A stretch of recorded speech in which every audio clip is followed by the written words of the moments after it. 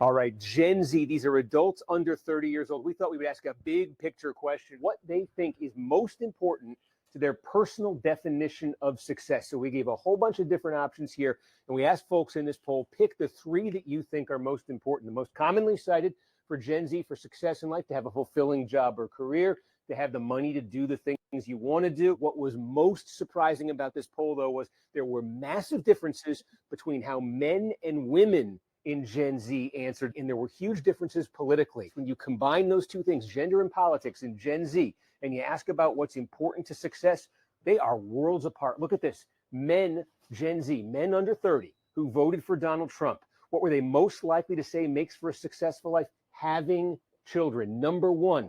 Women, Gen Z, voted for Kamala Harris. Where's have it? Wow. All the way down here at the bottom. Couldn't be more opposite. Second to last for women who voted for Harris was being married.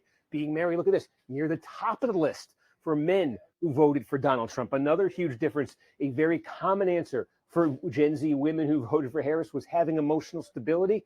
For Gen Z men who voted for Donald Trump, you got to go all the way to the bottom to find that one. These are some core basic questions about how people think about life. And you can see here, this rising generation in this country, very far apart. Are you not entertained?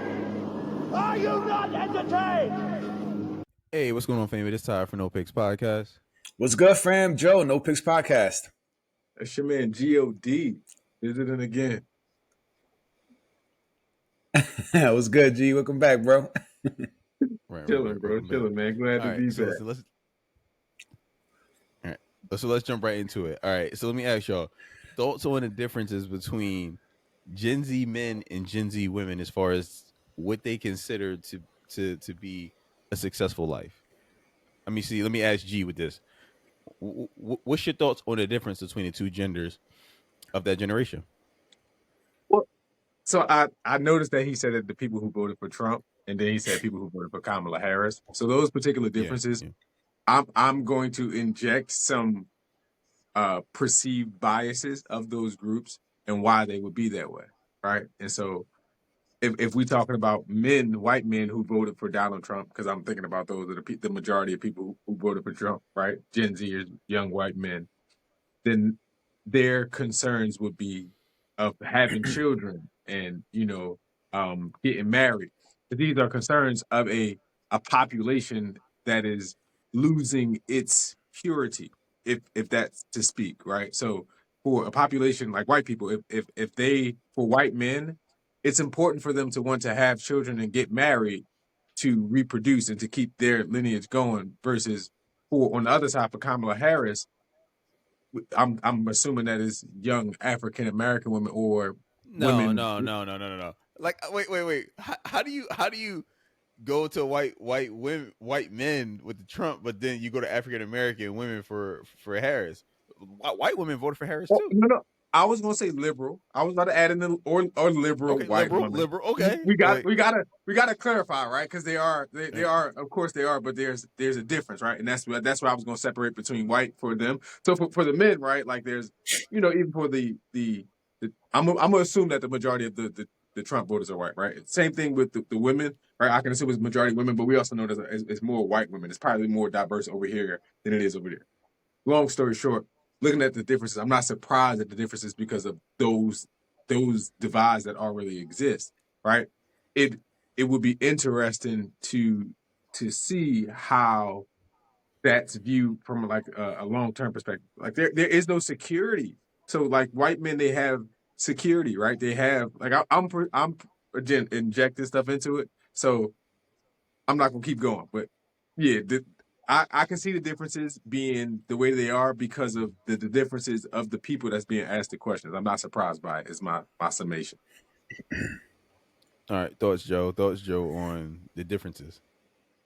I just want to make sure I'm answering the right question, right? They were comparing male Trump voters, Gen Z Trump voters, to female Kamala Gen Z Trump voters. They were, yeah. Basically. Is that correct? Like that's what they were comparing. Okay. If that is what you're comparing, then I'm not surprised by the list. I'm not surprised that conservative men, especially ones who were leaning towards Trump or voted for Trump, are on different ends of the spectrum. Because if you're voting for Kamala and you're already a liberal or a feminist, which I lump into the same category, then I could see your views being very different from that of men. Men want legacy, men want family, men want more traditional aspects of relationships. Men would prefer, generally speaking, conservative men would want more kind of traditional values. And women who voted for Kamala don't. Women for Kamala want, abortions and, birth control and to be promiscuous and to have, fun in your 20s. And they don't prioritize marriage and having kids as much as other women. I thought it would have been more interesting to see like if there were differences between conservative men and women or liberal men and women. But when you're comparing conservatives with liberals, this list, it doesn't surprise me that their definitions or criteria for success were different. So that's my short answer. Like, all right.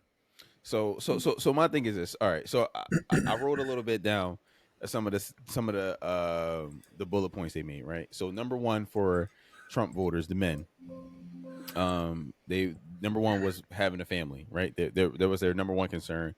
That led to them. That felt like they led to them living a successful life. So having a family. Number four, what was this? Was being married. Right. And they mentioned number 12, which was emotional stability.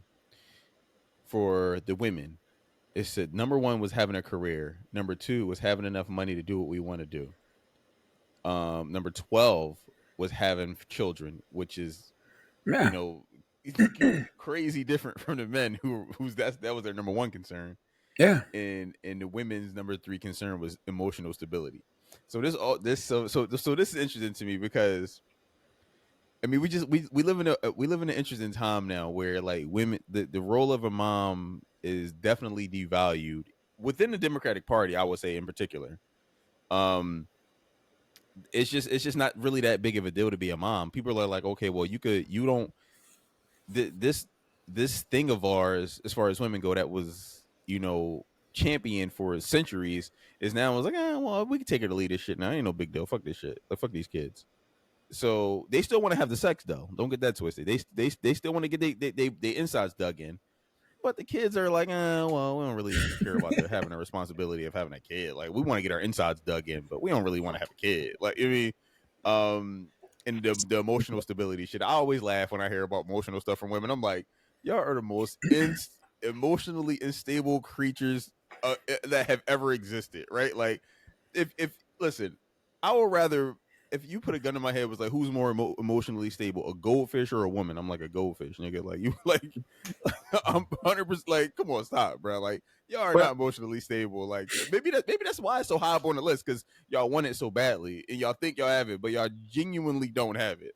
But yeah. So, but I think it's interesting, right? I think it's interesting. Yeah. So I think it's interesting that like what they what's a priority for each group is what was lacking for. So men, right, for years prioritized into commercialism and capitalism, drive, work, do this, like go hard, retire, right, do all of that. Now they're prioritizing family and wanting to have a children and do these things. Whereas women, they were don't do what you want to do, have a family, be a mom, right? There was a simultaneous suppression of those experiences on each side, and I think that's what we see coming out today, is that the women are screaming out to express their desires that they couldn't for generations, and the men, they're seeking to express that nurturing aspect of being a part of family. Like, look at all of us, bro. Like, all three of us, like soft ass dads, right? Like, I love my kids, we're like our whole generation is about that. Like, I want to spend time with my kids. I want to like. I don't want to argue. I don't want to be at work all day. Like, I want to be in the house. Let's have Sunday dinner. Let's do these things because we've seen the generation before us, how we came out and how we felt about it. We didn't like it. And vice versa. The women are dealing with, like, we seen our moms suppressed. They had conversations with their moms and they was like, well, I would have did this, but we had y'all young. Or I would have did this, but women couldn't really do that. And now it's just a bunch of suppressed desire coming to the surface. I would disagree. I would disagree because I think that the energy I get from women today is more like, we don't need you. We could do everything that we need to do without you. And I 100% disagree with that. I disagree with that concept, because all the things that women claim that they don't need men for, they just hire men to do. You know what I mean? Like literally think about everything that women say. Okay, we don't need you with. Okay, cool. So if you need a new roof, who you gonna call? A woman crew? You gonna look up Jane Doe on Angie's List? No, you're not gonna do that. You're gonna call Craig Jones, and you're gonna have his team come and fix your fucking roof. Like all the things that they claim that they don't need men for, they do need men for. They just pay them now rather than having a man in the house that'll do it. So like I disagree with the premise that they're like, oh, okay, cool, like, you know, now we don't need the softness anymore. No. They just started earning money, so now they're like, oh, okay, cool, like we can do all these things, but you still need men to run society and do all the things that you're asking to do. When these chicks, when they're cars get a flat tire, do you think when they call AAA, is a woman going to pull up and change their fucking tire and take them to the dealership if they need to? No, it's going to be a man. It's going to be a scruffy man with dirty ass pants and probably a beer belly. Like, okay, cool. Like, and this shit's annoying. This shit is all cap. Like I genuinely wish sometimes that we could just snap our fingers and just erase all men and just see what the fuck these women do. These, like, listen, if men could just look from up and down and just look down, these chicks would be living in huts in like 10 years, bro. Legit huts, fishing. I would say drinking water and getting dysentery and shitting on themselves. Like, I would say that the divide. Tell me if I'm wrong. Tell me if I'm wrong, yo. No, yo, you are so wrong. You sound so sexist. It's horrible. That's why I'm laughing. But because the capping. No. So the extremes, right? Listen. There are some women out. Tyrese.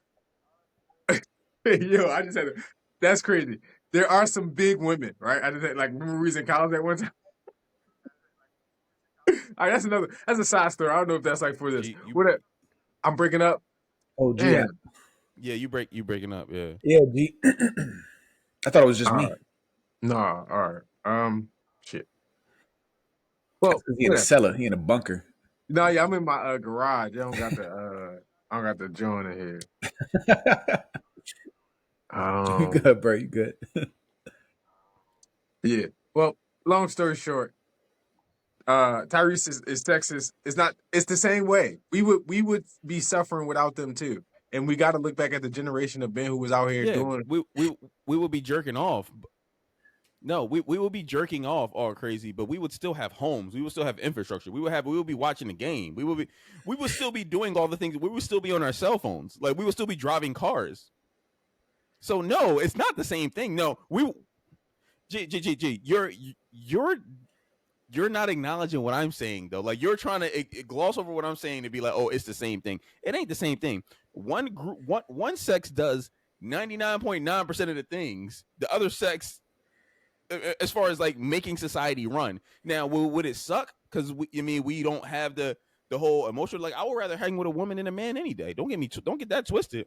However, my house would, if I had a leak, I could still call Joe down the block and be like, yo, Joe, come fix my leak. If men disappeared, that leak would turn into a broken house and you would have to live in your car. That's my point. Oh, damn.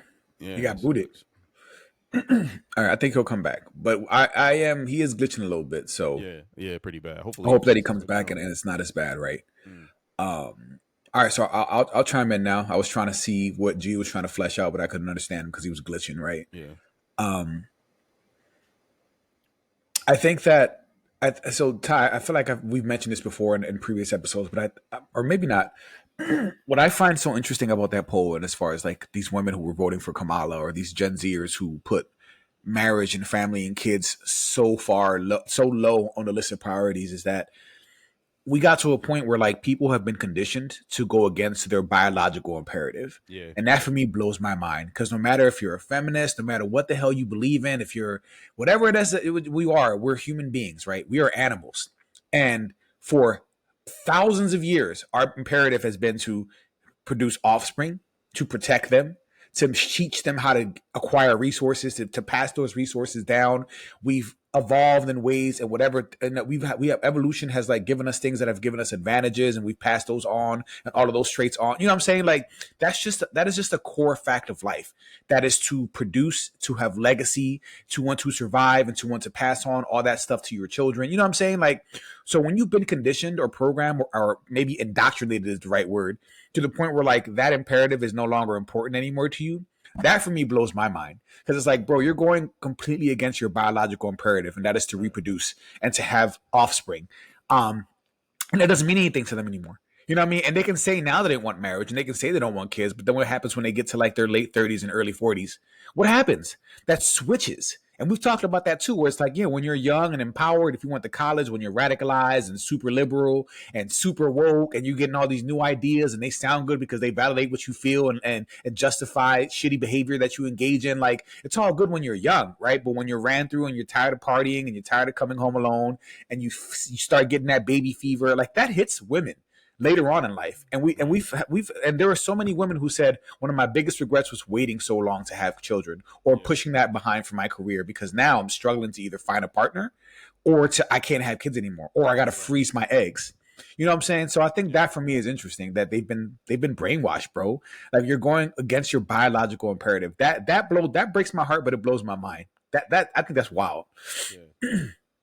I think that's wild, bro. And you know what? I don't know. Well, hopefully you've never said this, Ty, but I was talking to my wife, like I think a couple weeks ago, and I told her I would never go around and say I don't need women.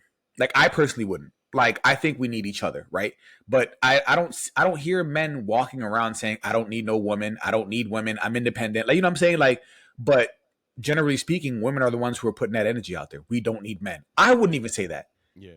I would never say I don't need men. As a man, I can't even say that, bro. I can't say I need men.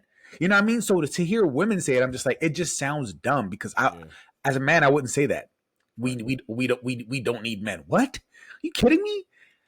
Anyway, I'm with you. All right, listen, let us know what y'all think, family. Like, comment, subscribe, and until next time. Until next time.